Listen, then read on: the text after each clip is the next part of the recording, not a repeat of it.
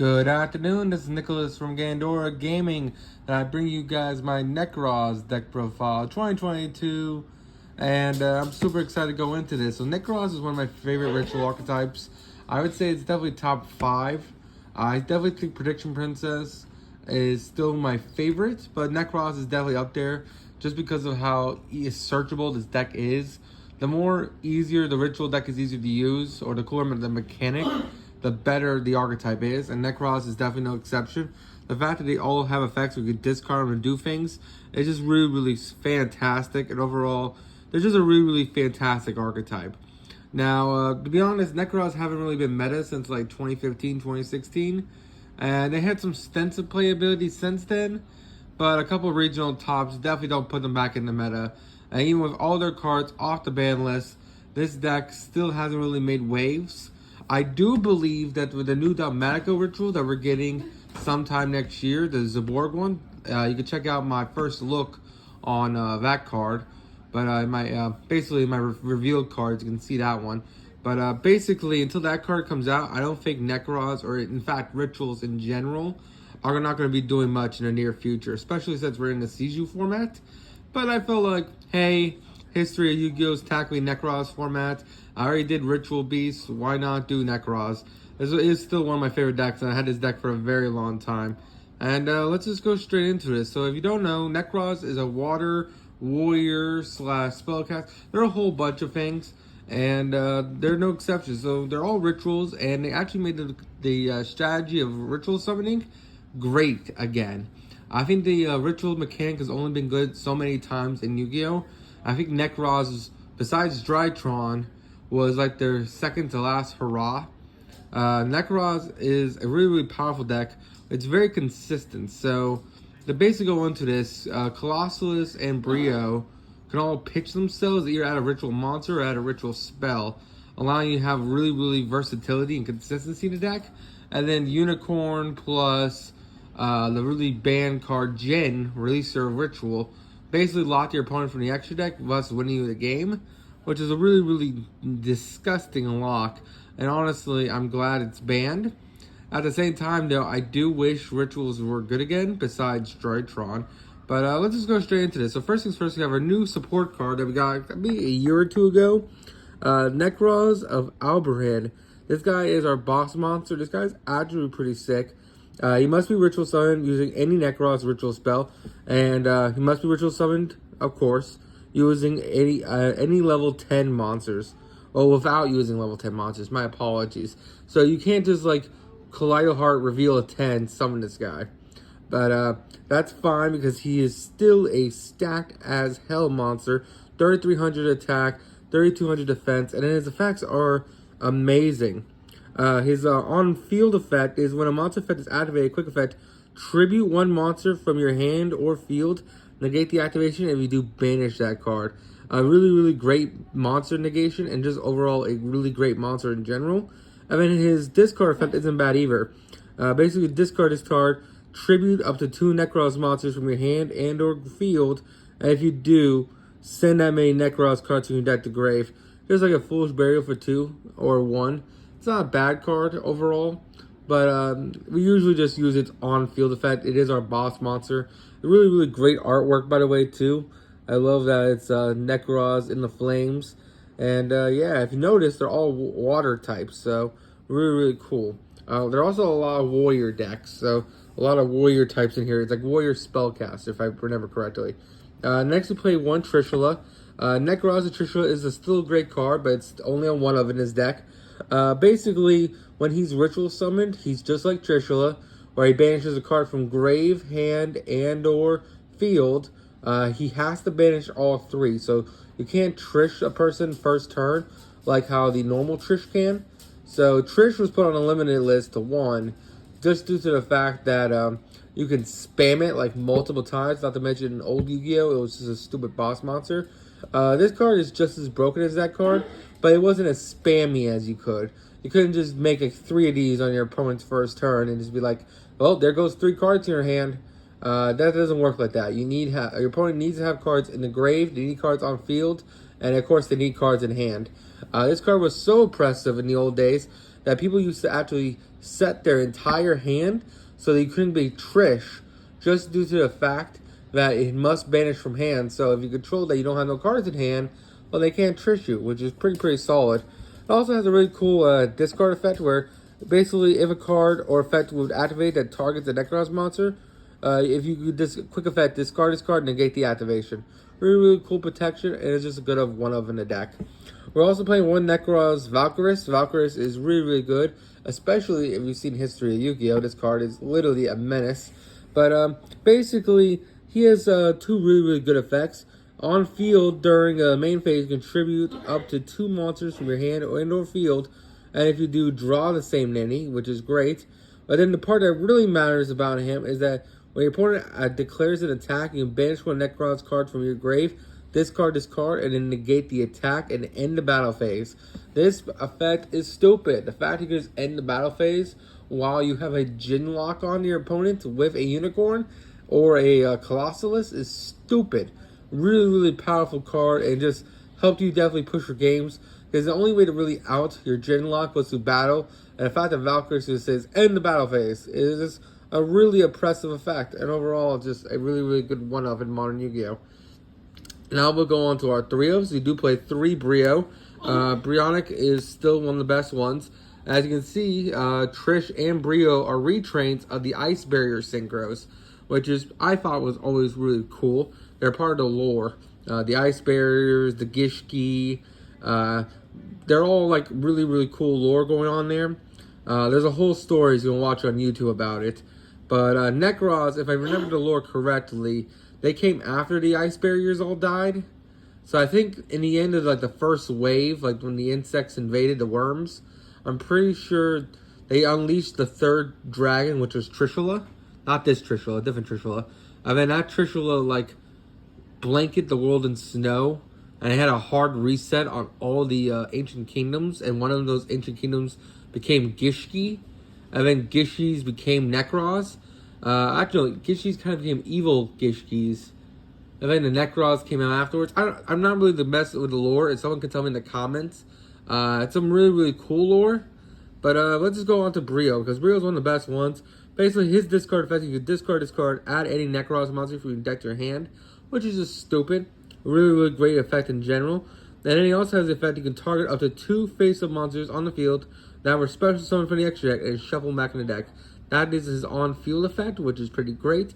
So he's just a shuffle back, he's a 2300, and he's a Rhoda for any monster in the entire archetype, which is fantastic. A really great card. Plus he's a 6 water warrior, so really good there too. Next, you do play 3 Unicorns still. Unicorn is still amazing, even though we can't Jin lock with him anymore, but he's still a pretty good lock. The fact that your opponent cannot activate the effects of extra deck monsters while he's on the field is still pretty solid. Not to mention, he also has the effect when it discards ritual summon using with a ritual spell. You discard this card, target 1 Nekroz card in your grave, add it to your hand, which is also pretty good. So it's a good recursion from your, let's say you have too many Brios in grave, you can add them back with a Unicorn, which is also pretty solid. And overall, it's just a really great card.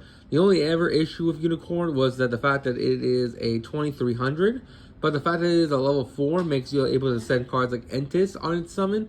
Also, you can send cards like Diviner of the Herald. Well, not Diviner, Herald of Arclight, my apologies.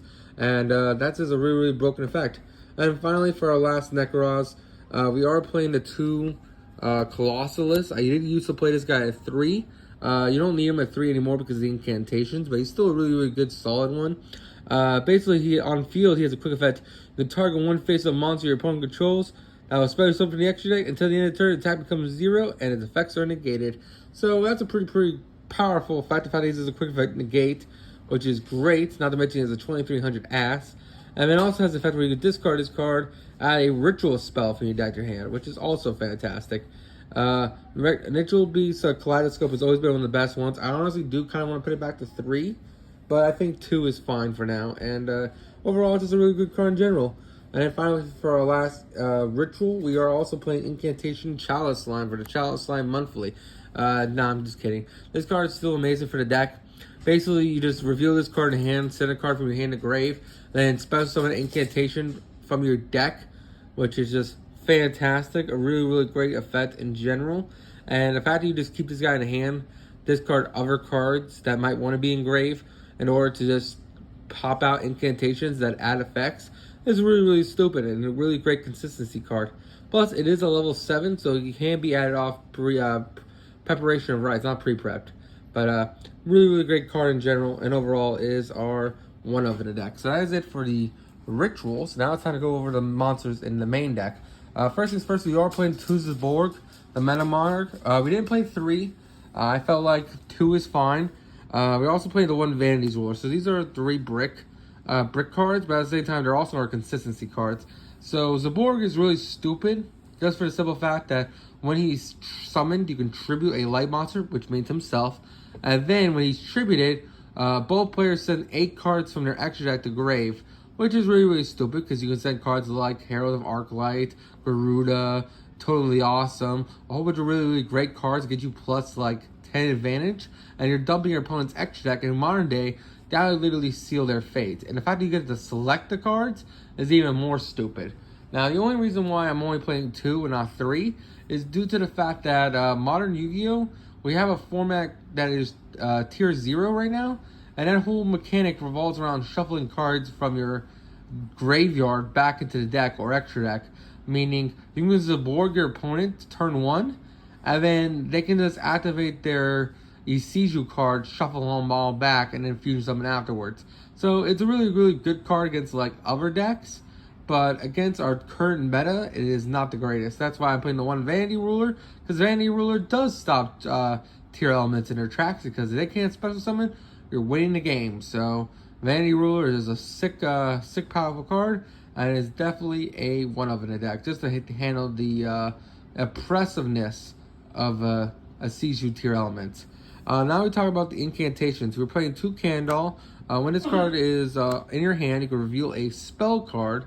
Spell summon this onto the field and spell summon a different name incantation from deck, which is pretty solid. And then I believe if this card was summoned off the effect of an incantation monster, you add a ritual spell to hand, which is pretty solid. And then we have 2 Chalice Slime. Talismandra, my apologies.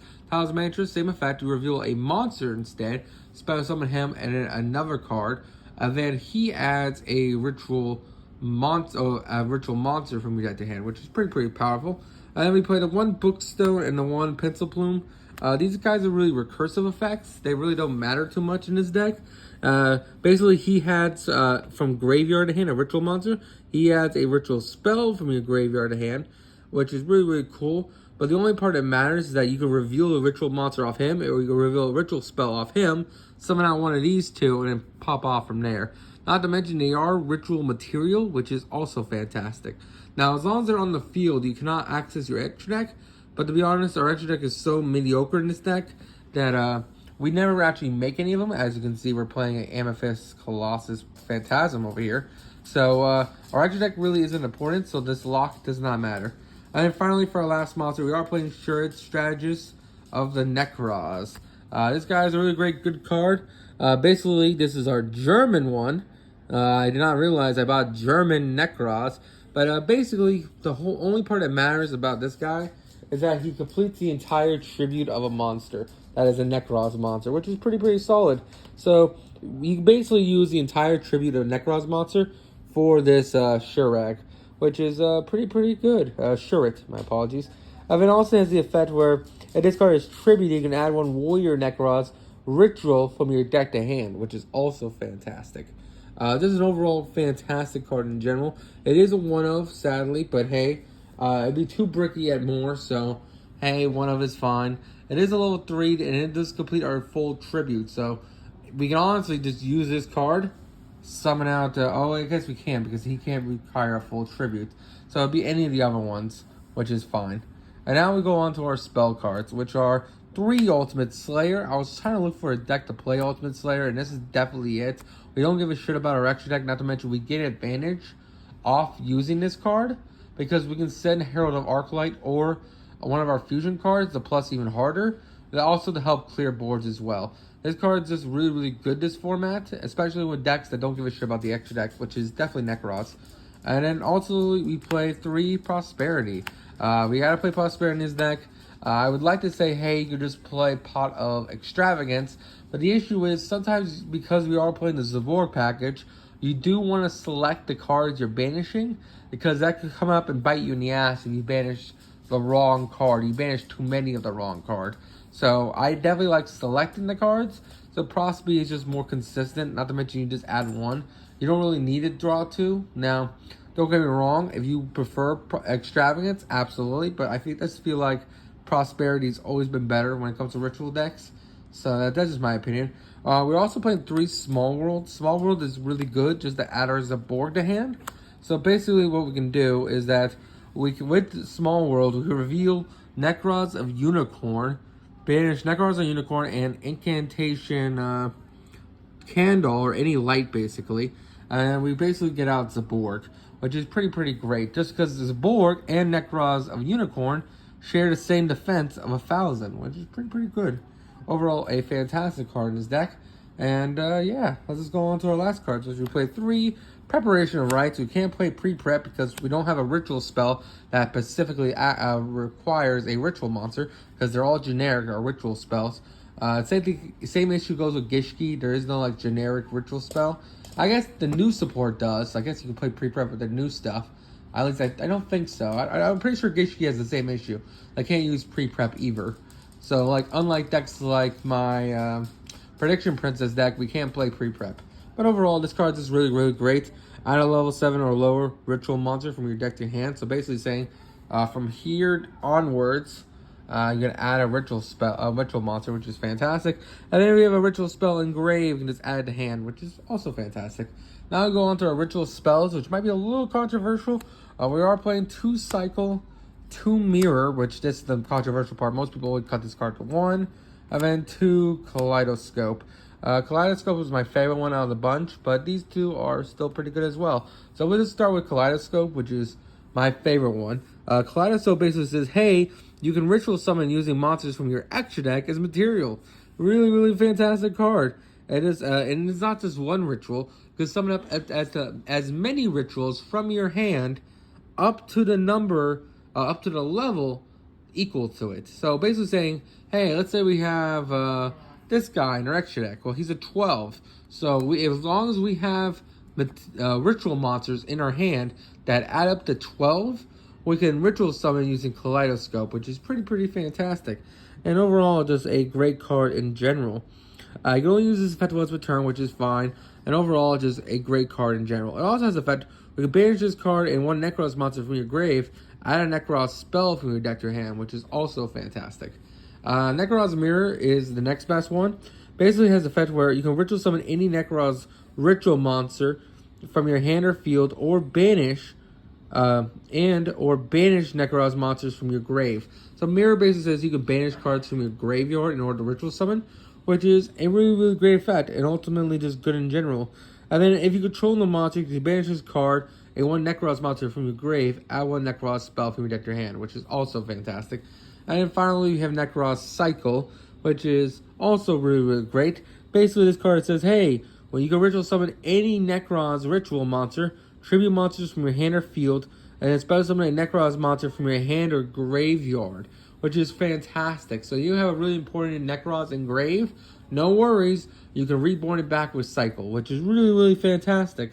And of course, it also has the effect we can banish this card another Nekroz monster to add the ritual spell from deck to hand. And that is it for the main deck. I considered playing Dogmatica cards in this, but I just felt like there wasn't too much room in the deck.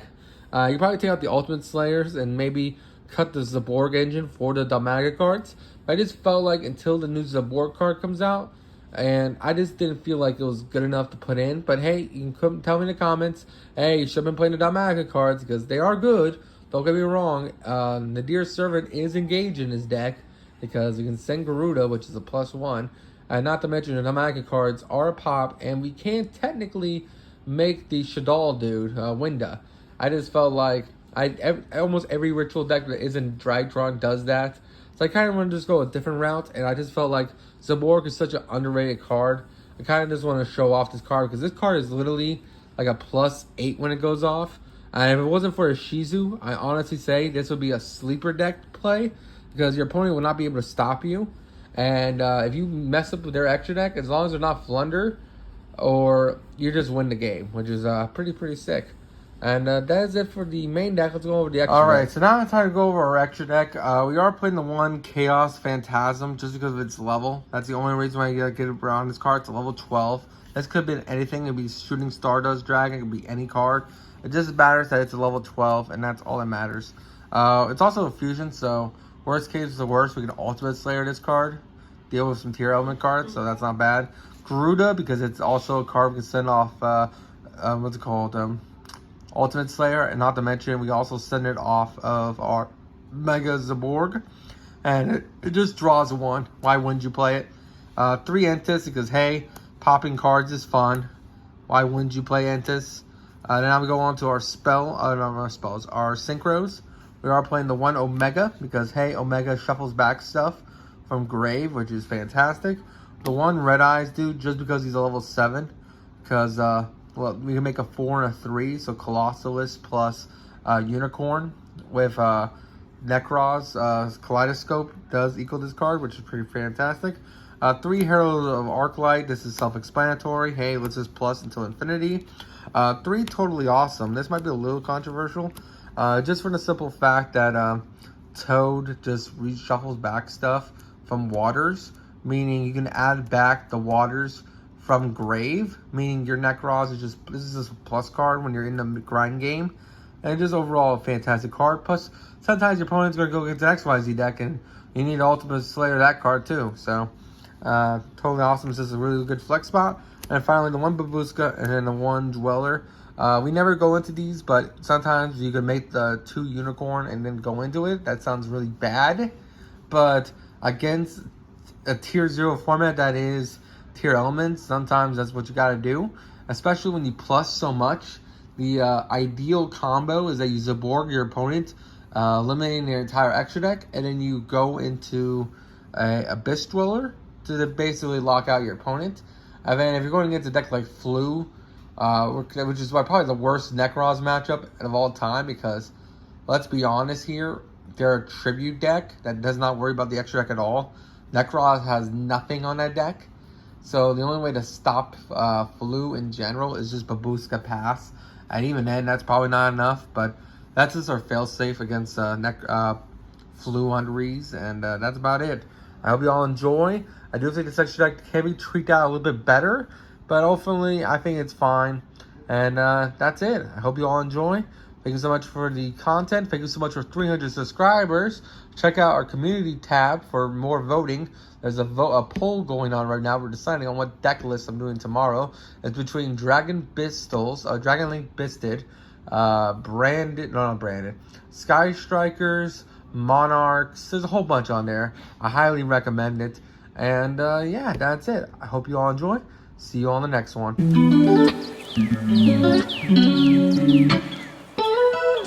Thank you.